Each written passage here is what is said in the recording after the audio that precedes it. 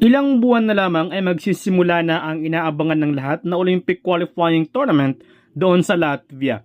So far, may nabuo ng 12-month pool si Coach Tim Con at dumagdag pa nga ito ng mga reserve players na sina Japet Aguilar at Mason Amos.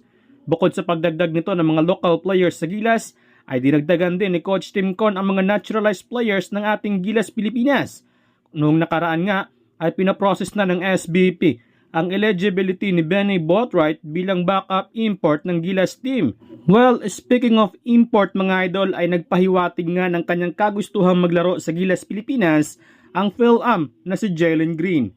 Ayon sa report na gusto umano ni Green na tulungan ang Gilas Pilipinas na makapasok sa Paris Olympics. Kaso nga lang mukhang walang tsansa na kunin ni Coach Tim etong si Jalen Green dahil chemistry ang hinahanap ni Coach Tim Con sa Gilas Pilipinas.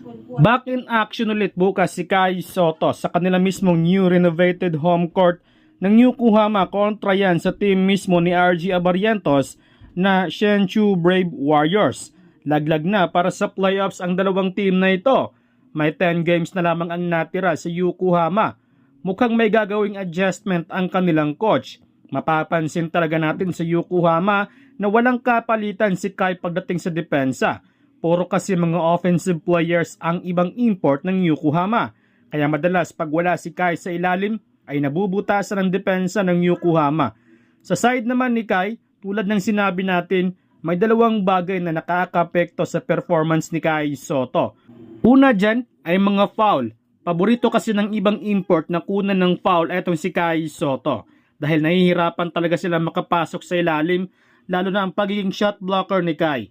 Kaya gumawa siya ng paraan upang maiwasan niya ang mga fouls, lalo na sa first half. Pangalawang problema dito kay Kai Soto ay ang attitude talaga. Ay ito yung madalas nating sinabi na kapag hindi napasahan, hindi matawagan ng foul, hindi makakuha ng rebounds, ay bigla agad itong mawawalan ng gana na kung minsan ay nagdadabog pa. Kung gusto mo na magkaroon ng impact sa laban, ay magiging maangas ka. Halimbawa na lamang si Draymond Green ng Golden State Warriors. Hindi masyadong scorer pero malaki ang impact nito sa depensa at ang angas nito. Imbis na magdabog or mawalan ng gana, ay dapat mag-angas na lang kahit papaano ay may impact para sa team. So good luck RG Abarientos at Kai Soto sa laban bukas.